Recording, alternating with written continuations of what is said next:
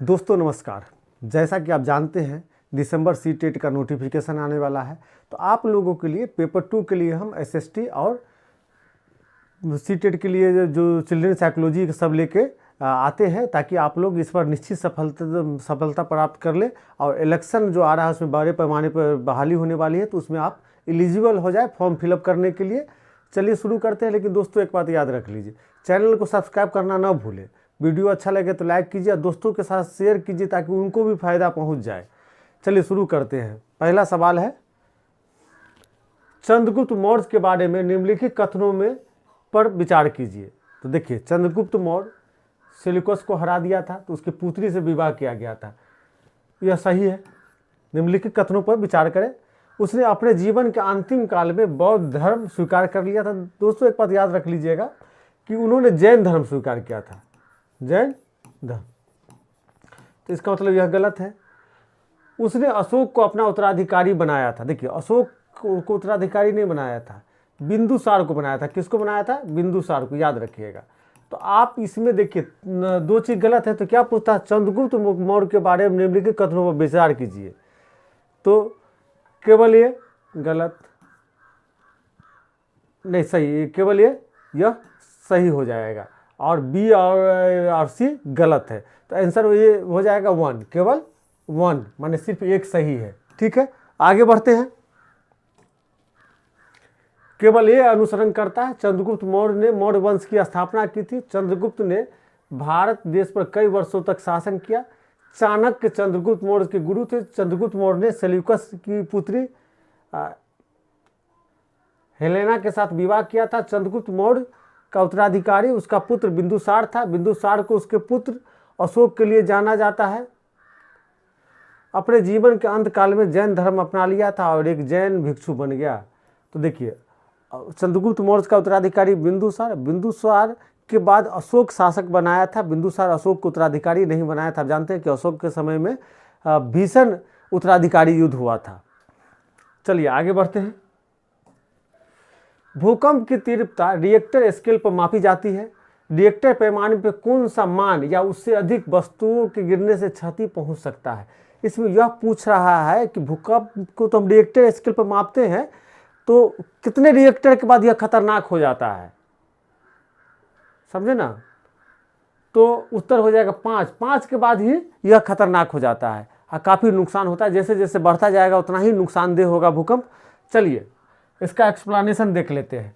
Reactor पैमाने पर 5 या उससे अधिक मान वस्तुओं के गिरने से क्षति पहुंचा सकता है। भूकंप की तीव्रता का मापन वर्तमान समय में 2 पैमाने के आधार पर किया जाता है, एक मार्केली पैमाना और दूसरा है रिएक्टर पैमाना। तो ज़्यादातर दोस्तों हम लोग जो देखते हैं रिएक्टर स्केल के पे ही मापा जाता है।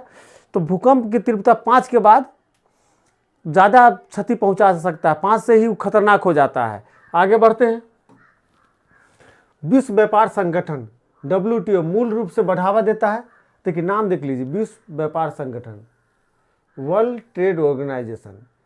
देखिए, वित्तीय सहायता को, वैश्विक शांति को, एक तरफा व्यापार को, बहुपक्षीय व्यापार को।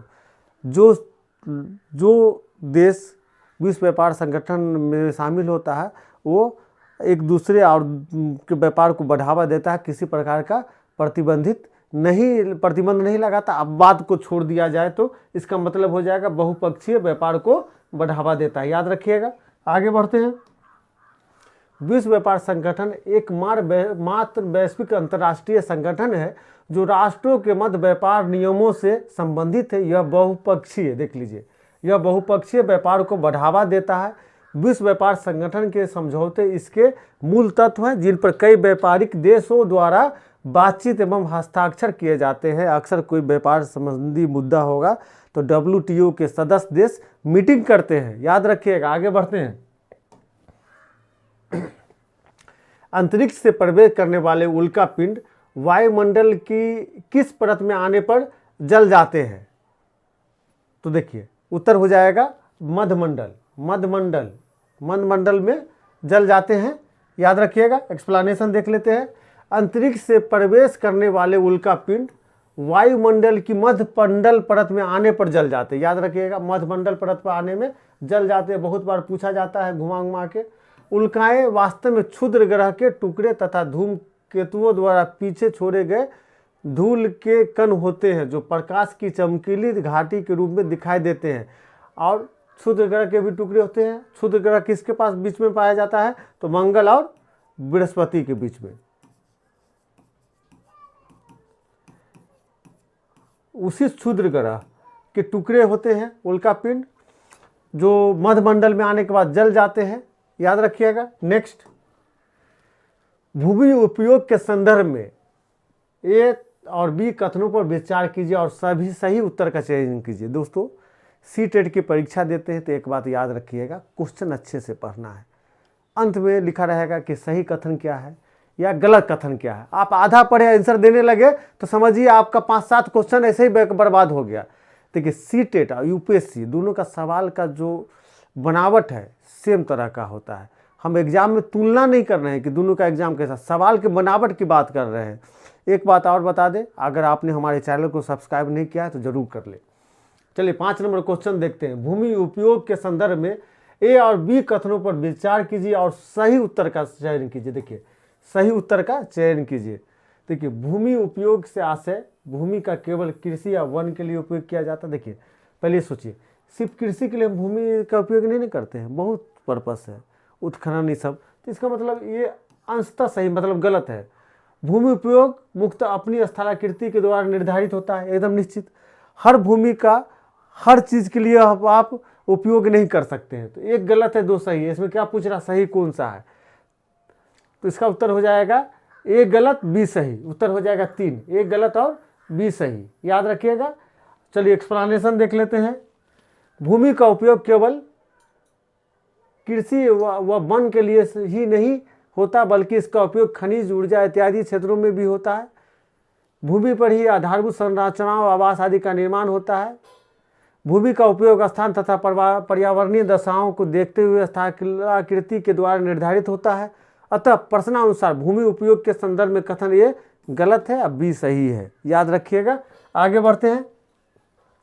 निम्नलिखित में से कौन सा कथन खनिज के संदर्भ में सही नहीं है? याद रखिएगा सही नहीं है माने कौन सा गलत है?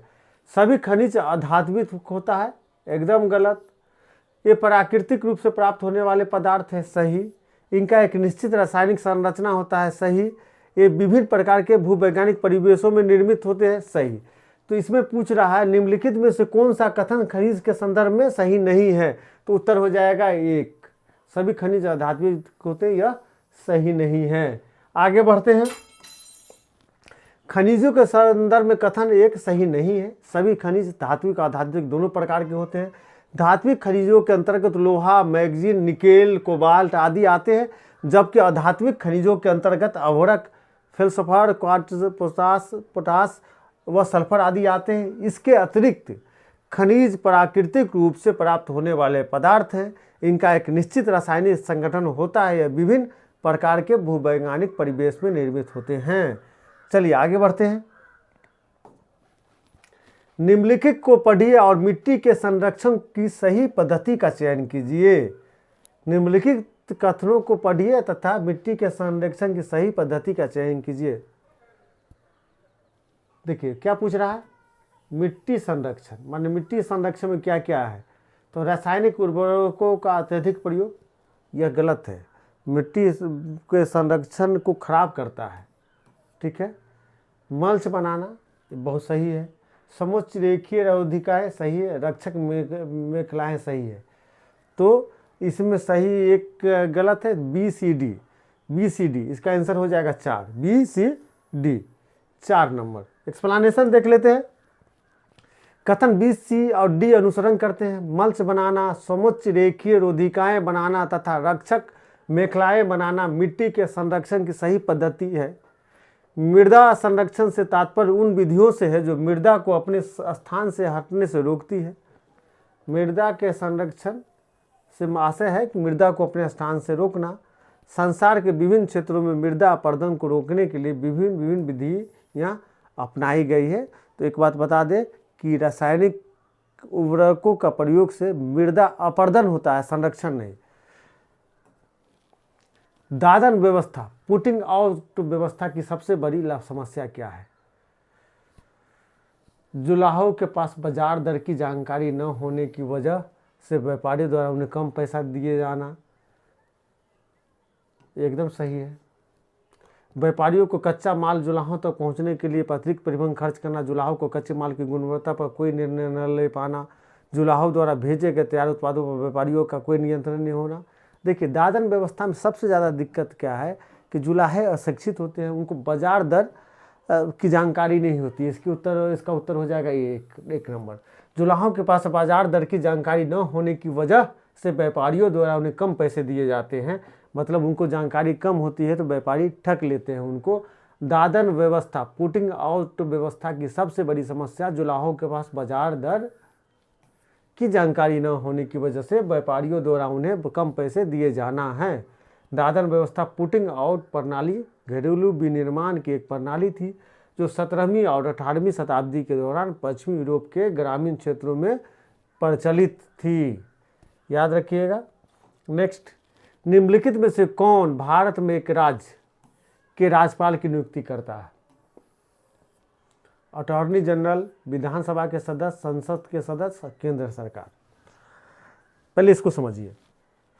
देखिए, राज्यपाल की नियुक्ति करता है राष्ट्रपति।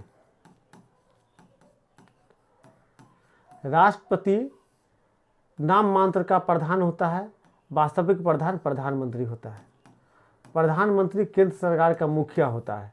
तो प्रधानमंत्री के अंतर्गत जो कैबिनेट है उसके सलाह पर राष्ट्रपति राज्यपाल की नियुक्ति करता है।